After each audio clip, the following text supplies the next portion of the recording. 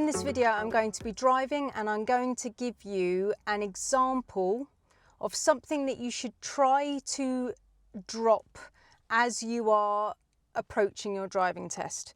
Okay, so it's not the end of the world if you keep this, but you should try and drop this if you can. So what this video is about is it's about training you to become independent. The whole point of this, the entire process of you spending all of this money and being with your driving instructor is to become independent, okay? Now, when you've had the amount of lessons that is getting you up to your test, yeah, and your test is booked and your driving instructor is happy about that being booked and you're happy, and let's just say that your test is in 2 weeks' time. Now, if you're going to be successful at this test, at this 2 weeks away point, you're going to be really good. You're going to be on the same par as your own driving instructor, okay? Now, I understand that you can make little faults on this test, but your standard has got to be really high. You're doing an English driving test, yeah? And we are very strict here, okay? We've got a 43% pass rate here in Cheltenham. It is hard, okay? Now, the point of this video is I'm going to drive and I'm going to have the video on me at all times. I'm going to show you what questions you should start to drop. Now, when you are driving with your driving instructor and you're at the beginning, obviously you are going to have lots of questions, and of course, ask lots of questions. It's really important, okay? You're going to learn quicker. You're going to save money. If you don't understand something, you need to have a good enough relationship with your driving instructor to be able to be like, I've got a question. I feel like a bit of an idiot, maybe. I don't know what's going on in your head. Sometimes people turn around to me and say, oh, I've got a bit of a stupid question. No, you haven't. There isn't really anything. There isn't a stupid question. If you don't know it, you need to know the answer, okay? If you've got a good driving instructor, if you've got a good relationship with your driving instructor, you should be able to just ask them. Your connection with your driving instructor is full of trust, it's full of care, it's full of kindness, yeah? You should be able to have a good rapport and relationship with this person, and you should be able to learn in safety and respect and kindness and care. Did I say care? So when you are driving around, obviously you're going to ask loads of questions, but when you are close to test, you want to start dropping asking questions to your driving instructor, okay? And the reason being is because you need to trust your inner voice and gut instincts. I bang on about this all the time, guys, but when I'm gone, or your driving instructor or your accompanying driver, you haven't got anything else apart from your gut instincts and inner voice. If you are feeling something inside your body, then it is what it is, okay? If you feel that you're too close to parked cars, you are.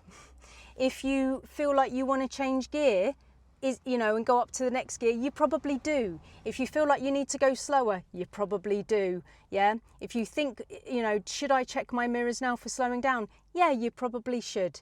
Am I on a hill, yeah?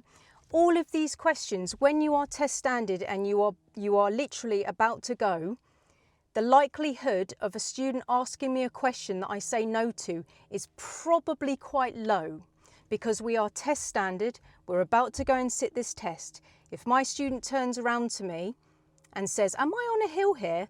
Their gut instincts and inner voice are probably right.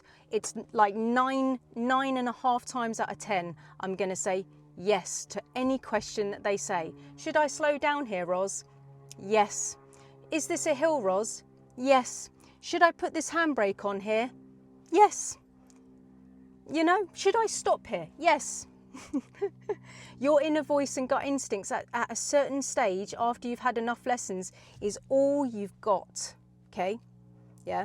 You really need to focus and use this. It's so important, guys, because if you pass the test, that's all you've got anyway. You can't have confirmation. So if you ask your driving instructor, do I need to put the handbrake on here? If your driving instructor doesn't try and release you from this question system, yeah, and says yes, then you haven't fully done that on your own, okay? So if a student says that to me and I know that they know the answer, I'll say, what do you think?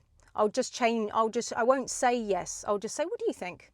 And they'll say, yeah, I think I do because there's a hill here. And I'm like, yeah, because their inner voice and gut instincts are correct. Guys, all you've got, yeah, you're trying to get rid of your driving instructor. So at a safe time, and I mean at a safe time, because you've got to ask lots of questions for a while, but there has to be a time where you're like, right, I'm going to give this a go on my own. And I'm going to see if my gut instincts and inner voice is correct. I've still got my helpful driving instructor here. So if I am about to make a mistake, I still have my driving instructor here. Yeah. So I'm safe, but I'm going to see whether my inner voice and gut instincts are correct. Now, if you can't not say anything, then you can just say stuff like, I'm going to put my handbrake on here, or I'm going to stop here, or I feel that there's a hill here, so I'm going to do a hill start. Yeah. Just, you can do it that way if you really can't not say anything. I get that, right? I like women.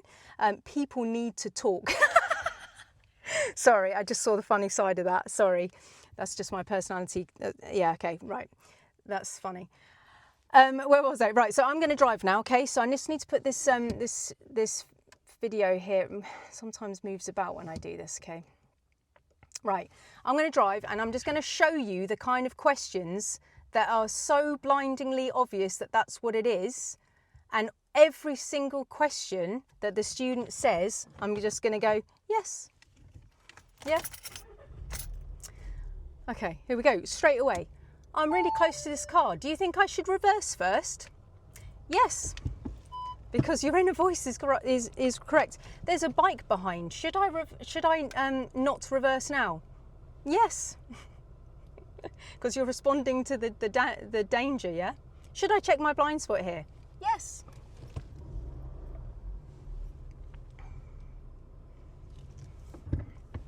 Should I signal now for the pedestrian in front of me?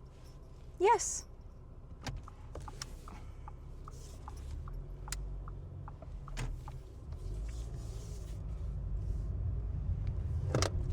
Should I go slower here because there's loads of parked cars here? Yes. Take the next road on the right. Should I use first here because I can't really see into the junction? Yes. I don't think I need to do this for very long, do I?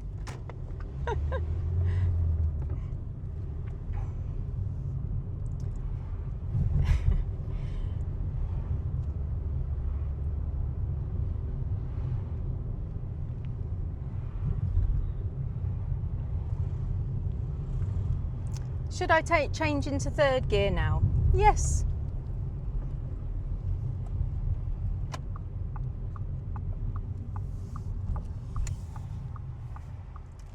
Am I on a hill? Yes. Should I set the gas? Yes. Should I wait for the people on the right because there's somebody in the road? Yes. Guys, this is just making this is almost ridiculous, right? But honestly, I know that this seems like it may come across like a really silly video, but I hear this all the time, guys. Literally every day this happens to me. Yeah, if somebody's test standard and they're asking me questions like, should I go into the next gear, or should I stop, or is this a hill start? Or should I stop in this meeting traffic situation because a car's coming towards me and there's a parked car? Guys, yes. It's so rare. At a certain point, it is extremely rare that I will say no. If your test standard and your test is in like a week, 2 weeks, whatever, the likelihood of me saying no is very low, because if I was saying no, then we wouldn't be going to your driving test, because your gut instincts and inner voice hasn't been set and trained properly. That's basically what this is all about, guys. You're basically having enough driving lessons so your gut instincts and inner voice make the correct decisions for your own safety and everybody's safety.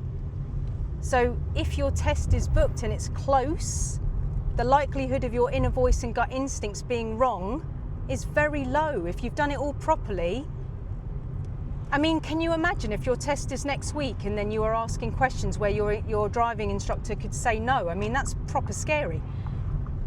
I mean, can you imagine that? Should I go through, should I go through this at speed? No, there's a car coming.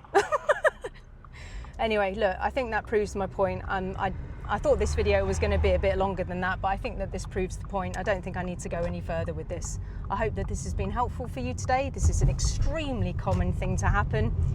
Try and rely at some point on your own questioning. Ask yourself, can I fit through the gap?